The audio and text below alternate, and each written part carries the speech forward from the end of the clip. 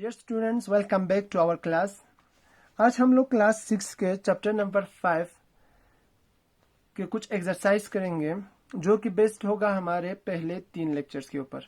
ठीक है, तो मैं इनमें से कुछ 1-2 क्वेश्चंस को करके दिखाऊंगा आप लोगों को। तो चलिए हम शुरू करते हैं।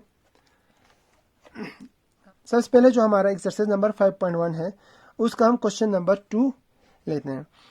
क्वेश्चन नंबर 2 में कहता है draw any line segment A B, take any point C lying in between A and B, measure the length of A B, B C and A C, is A B equal to A C plus C B.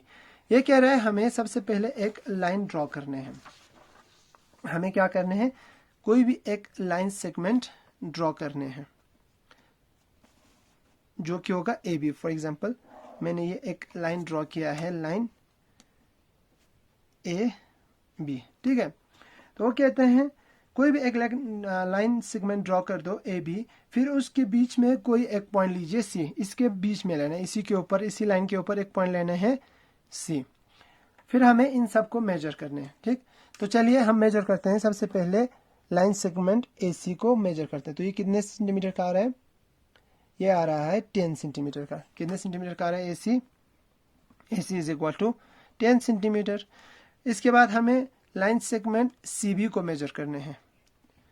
ठीक है, आप कोई भी line draw कर सकते हैं अपने book पे, अपने नोटबुक पे। ज़रूरी नहीं है कि वो जितना मैंने बनाया है उसके बराबर का होगा।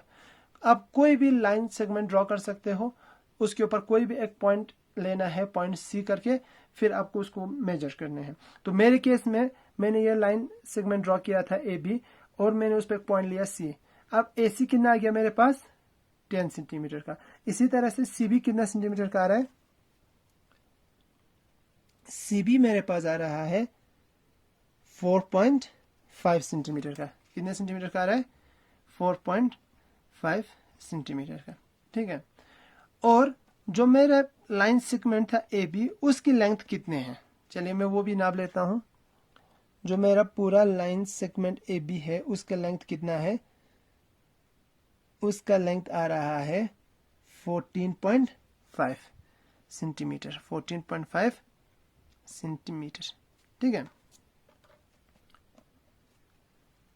तो वो कह रहा है क्या ए सी प्लस सी बी जो है वो ए बी के बराबर हैं? तो चलिए ए सी कितना आया हमारे पास? 10 सेंटीमीटर। सी बी कितना आया मेरे पास? 4.5 सेंटीमीटर। और इन दोनों का सम कितना आया? 10 सेंटीमीटर प्लस 4.5 सेंटीमीटर। कितना हो गया ये? 14.5 सेंटीमीटर। 14.5 सेंटीमीटर किसके बराबर है? ए बी के बराबर है। तो इसमें हमारे पास आ गया ए सी प्लस सी बी जो है वो किसके बराबर आ गए? ए बी के बराबर आ गए। ठीक है, नेक्स्ट क्वेश्चन है हमारे पास क्वेश्चन नंबर 4। क्वेश्चन नंबर 4 में कह रहा है verify whether D is the mid point of A जी।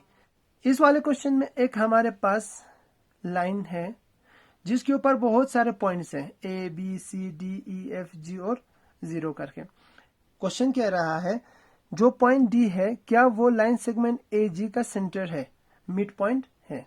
तो हम कैसे बता सकते हैं कि ये इसका मिड पॉइंट है कि नहीं? हम देखेंगे क्या ए डी और डी जी जो है वो बराबर है। तो कैसे हम पता कर सकते हैं? एक तरीका हमारे पास है, हम पहले ए डी को मेजर करेंगे स्केल के साथ, फिर हम डी जी को भी मेजर करेंगे स्केल के साथ, और देखेंगे क्या वो दोनों इक्वल है कि नहीं। दूसरा एक तरीका है हमारे पास जो डिवाइडर है उसको इस्तेमाल करके। ठीक है, हम क्या करेंगे? सबसे पहले डिवाइडर का एक पॉइंट जो है उसको ए के ऊपर रखेंगे और दूसरे पॉइंट को हम रखेंगे डी तक। ठीक है, तो इसको इतना खोलना है, यह आ गया ए डी। ठीक, अब इसको इससे रखकर डी से लेकर जी की तरफ लेके जाना है। तो क्या ये बराबर आ रहा है? जी बिल्कुल, ये बराबर आ रहे हैं। इसका मतलब जो है डी जो है, पॉइंट डी, वो हमारे ए जी का क्या है? मिड पॉइंट है। ठीक है, तो आप हेंस वेरीफाइड। ठीक, इसी तरह से आप बाकी क्वेश्चंस ट्राई कीजिएगा 5.1 का। 5.2 5.2 में क्या कह रहा है, पहला क्वेश्चन में, what friction of A clockwise revolution does the our hand of a clock turn through when it goes from 3 to 9, 4 to 7, 7 to 10। ठीक है, वो क्या कह रहा है, अगर हमारे पास जो वॉल क्लॉक होते हैं उसके घड़ी की जो सीवी है, ठीक है, वो ए पार्ट में कह रहा है 3 to 9, यानी जो आवर का सीवी है जब 3 बज गए होंगे तो वो कहाँ पे होगा, 3 पे होंगे। ठीक, और जब 9 बजे होंगे तो वो कहाँ पे होगा, 9 पे। ठीक है, ये हमारा आ गया 12, 3, 6, 9, तो ये आ गया 1, 2, 4, 5, 7, 8, 10, 11, ये आ गया एक घड़ी का बन गया हमारे पास। ठीक है, जब एक घड़ी की सीवी जो है वो 3 से लेकर 9 तक क्लॉकवाइज में रोटेट करते हैं तो वो कितने रिवॉल्यूशंस जाते हैं, कितना फ्रिक्शन हो गया ये, क्या ये 1/4 हो गए या 1/2 हो गए या 3/4 हो गए। तो यहाँ पे एक 180 डिग्री का एंगल बना रहा है, तो जब 180 डिग्री का एंगल बनते हैं तो वो कितने रिवॉल्यूशंस होते हैं, 1/2 ऑफ ए रिवॉल्यूशन। ठीक है, तो एक रिवॉल्यूशन का ये कितना कंप्लीट हो गया, 1/2 पार्ट। इसी तरह से 4 से 7 तक जाने में कितना होगा, 1 से 2 तक जाने में कितना होगा। ठीक है, ये सारे जिस तरह से हमने आप लोगों को समझाया था उसी हिसाब से आप लोगों को करने हैं। Where will the hand of a clock stops if it starts at 12। अच्छा, इसमें कह रहा है, मान लो गाड़ी का जो सीवी है वो 12 बजे से शुरू होते हैं। ठीक है, 12 o'clock पे वो किस तरह से होगा, इस तरह से होगा स्ट्रेट। ठीक, फिर वो कहते हैं अगर वो वहां से मूव करते हैं 1/2 ऑफ ए रिवॉल्यूशन, कितने रिवॉल्यूशन लेते हैं वो, 1/2 ऑफ ए रिवॉल्यूशन लेते हैं।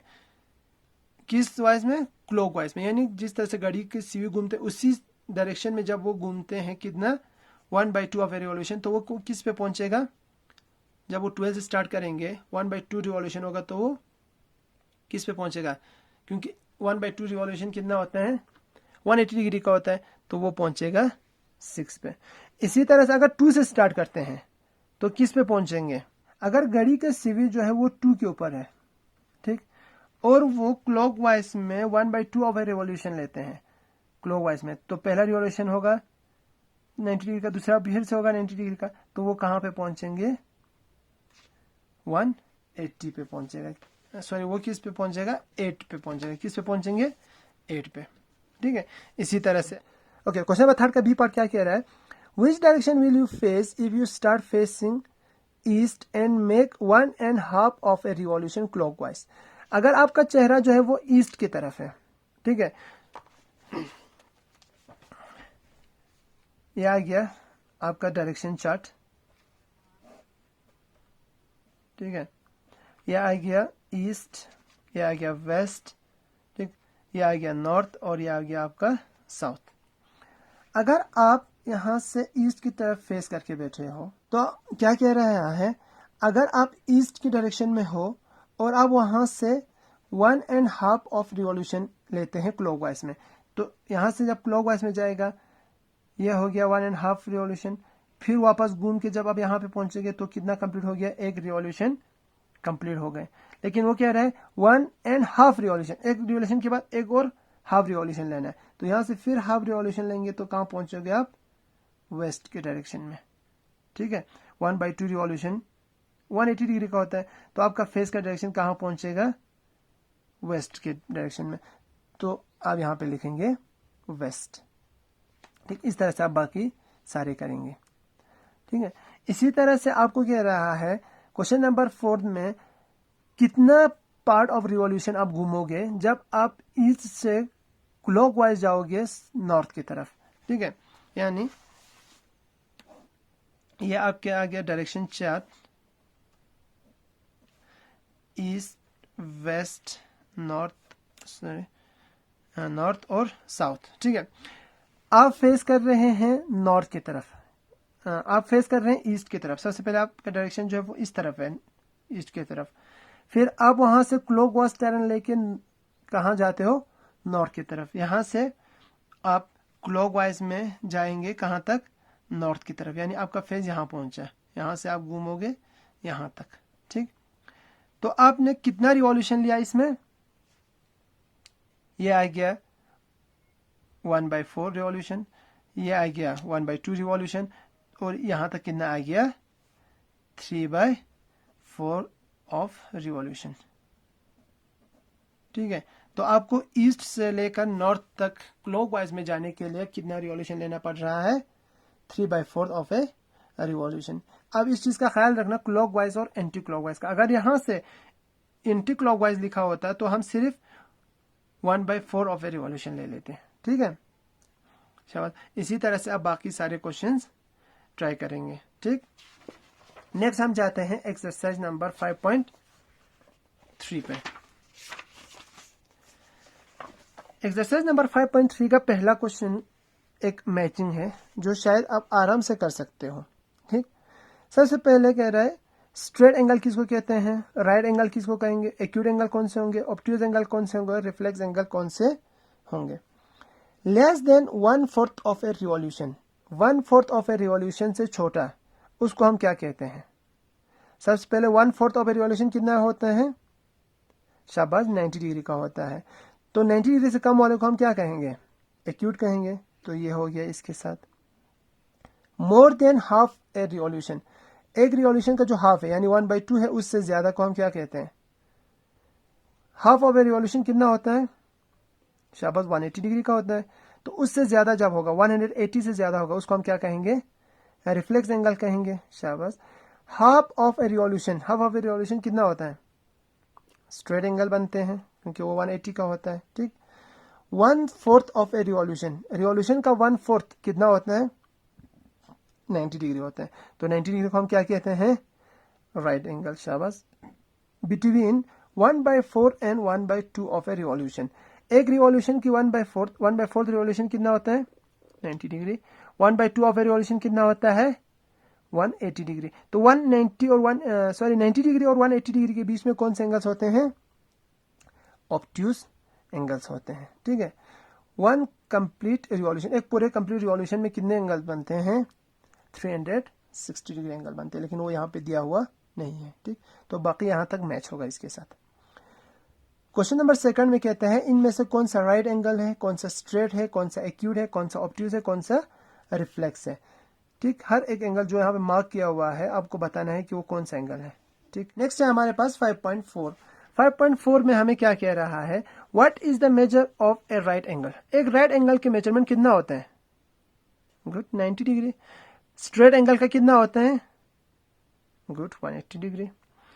इसी तरह से आपको ये ट्रू एंड फॉल्स बताने हैं। The measure of an acute angle is less than 90 degree, सही है कि गलत है, एक एक्यूट एंगल जो है वो 90 डिग्री से कम होते हैं, बिल्कुल सही है। A measure of an obtuse angle is less than 90 degree, एक जो ऑब्ट्यूज एंगल होते हैं उसका मेजरमेंट जो वो 90 से कम होते हैं, सही है कि गलत है, शाबाश। इसी तरह से आप ये सब देख लेना। ई पार्ट कह रहा है हमारे पास एक एंगल है, एंगल ए 53 डिग्री का, और दूसरा एंगल है एंगल बी जो कितने का है, 35 डिग्री का। तो क्या हम ये कह सकते हैं कि measure of angle A is greater than measure of angle B, सही है। एंगल ए का मेजर जो वो एंगल बी से ज्यादा है, तो यह भी ट्रू हो गया। Write down the measure of some acute angles, आपको क्या करना है, कुछ एंगल्स बनाने हैं जो एक्यूट हो और कुछ एंगल्स बनाने हैं जो क्या हो, ऑब्ट्यूज हो। Give at least 2 examples of each, कम से कम दो एग्जांपल्स बनाने हैं, यानी 2 एक्यूट एंगल बनाने हैं और 2 ऑब्ट्यूज एंगल्स बनाने हैं, ठीक। अब ये सारे एंगल्स को आप मेजर करेंगे क्या इस्तेमाल करके, प्रोटेक्टर इस्तेमाल करके। आप अपने नोटबुक पे इनके मेजरमेंट लिखने से, ये कितने डिग्री एंगल है, ये कितना है, ये कितना है, ये वाला कितना है, ये कितने हैं और ये वाला कितना है, ये आपको अपने नोटबुक पे इसका मेजरमेंट लिखना है, ठीक। क्वेश्चन नंबर 5 में कह रहा है इन दोनों में से कौन सा एंगल बड़ा है। पहले आपको सिर्फ एस्टिमेट करना है, मेजर नहीं करना है। आपके हिसाब से इन दोनों में से कौन सा एंगल ज्यादा बड़ा है, ठीक। चलिए अब इसको मेजर करके देख लीजिए प्रोटेक्टर के साथ और देखिए कि कौन सा कितने डिग्री का है और कौन सा बड़ा है। ठीक, इसी तरह से ये वाला भी आपको ऐसे ही करने हैं। ठीक है, क्वेश्चन नंबर 7 में आपको ये बताना है कि क्या वो एंगल एक्यूट है, ऑब्ट्यूज है, राइट है या स्ट्रेट है। ठीक, ए पार्ट कह रहा है एक एंगल जिसका मेजरमेंट जो है वो राइट एंगल से कम हो उसको हम क्या कहते हैं, शाबाश, एक्यूट एंगल कहते हैं। इसी तरह से बाकी पार्ट्स आप देख लेना। ठीक, इसमें क्या कह रहा है क्वेश्चन नंबर 8 में कुछ एंगल्स दिए हुए हैं जिसको मार्क किया हुआ है एंगल्स को। सबसे पहले आपको इस एंगल का मेजरमेंट जो है वो एस्टिमेट करना है, यानी अंदाजा लगाना है। आपके हिसाब से ये कितने डिग्री का होगा, ये कितने डिग्री के होंगे, ये कितने डिग्री का होगा, ये कितने डिग्री का होंगे। फिर इसके बाद आपको वो मेजर करने हैं। ठीक है, तो प्रोटेक्टर के साथ मेजर करके आप अपने नोटबुक पे लिखेंगे। क्वेश्चन नंबर 9 में कह रहा है find the angle measure between the hands of the clock in each figure. जो हैंड्स है, आवर के हैंड और मिनट्स का हैंड है, इन दोनों के बीच में कितने डिग्री का एंगल है, इन दोनों के बीच में कितना है और इन दोनों के बीच में कितना डिग्री है, वो आपको क्या करना है, प्रोटेक्टर के साथ मेजर करने हैं। ठीक, तो इसी के साथ हमारा ये 4 एक्सरसाइज भी खत्म हो गए। तो उम्मीद करते हैं कि आप लोगों को यहाँ तक समझ में आ गया होगा। किसी भी तरह का कोई प्रॉब्लम रहता है तो आप मुझे कमेंट कर सकते हैं। Thank you, have a nice day.